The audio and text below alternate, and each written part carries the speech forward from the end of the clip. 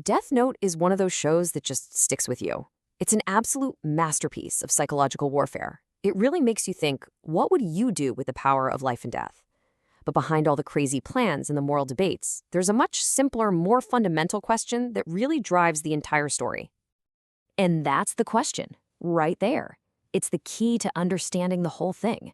We're introduced to Light Yagami, this high school kid who's a certified genius.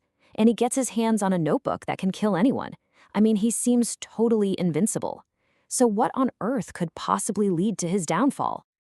Well, it wasn't a tactical error. It wasn't some brilliant miscalculation by his opponent that brought him down.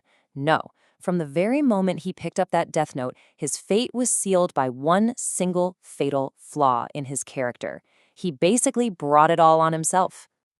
So let's just start at the beginning. Light finds the Death Note, this supernatural notebook that lets him kill anyone just by writing their name down. And what's the first thing he does? He immediately makes himself the judge, jury, and executioner for the entire world, a god for a new age. And this is the central contradiction of Light Yagami. This guy is capable of incredible foresight, right? He creates this insanely complex booby trap in his desk drawer to hide the notebook. But his ego, it just makes him impulsive. So when L challenges him on TV, he absolutely cannot resist taking the bait. It's a huge mistake. And just like that, the search for Kira shrinks from the entire planet to a single region in Japan. This little exchange right here gets to the absolute heart of Light's ego. He truly sees himself as a chosen one, someone destined to wield this incredible power. But Ryuk, the Shinigami, he just bursts that bubble immediately. The truth is, it was all just a cosmic accident. The whole story was kicked off by a death god who was, bored. And yeah, that first big mistake, it puts Light directly on the radar of the world's greatest detective, L. And this, my friends, kicks off one of the most legendary rivalries in all of fiction. L's opening move is just a brilliant piece of psychological chess. He gets a death row inmate to act as his decoy and then broadcasts a taunt, but only in one specific region of Japan. It's a huge gamble, but man, does it pay off. The second Light kills the decoy, L confirms three things. Kira is real, he's in the Kanto region, and he can kill from a distance. Game on.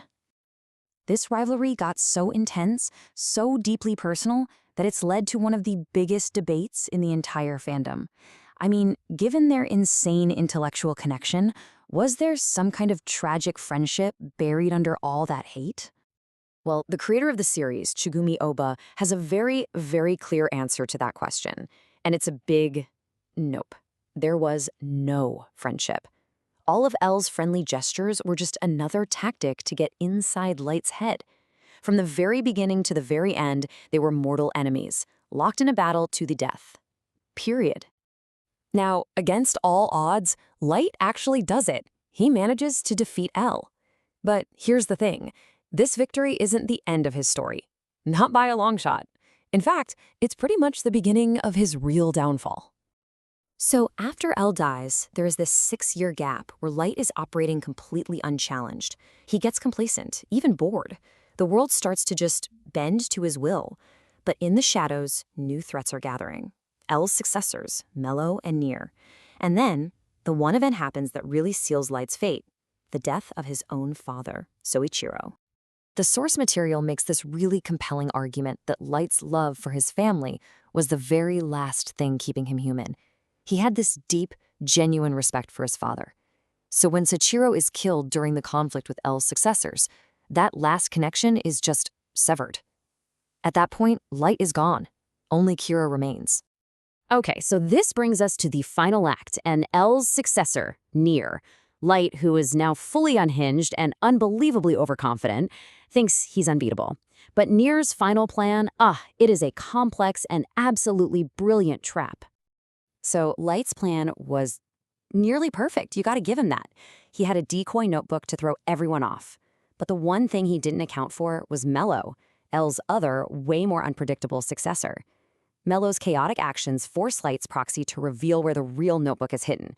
And that's all Nier needs. His team swaps the real notebook with a perfect fake, setting the stage for Light's final fatal confession. And here's a super fascinating insight from the series illustrator Takeshi Obata. He considers Nier the smartest character, not just for his intellect, but because, and I quote, He cheats.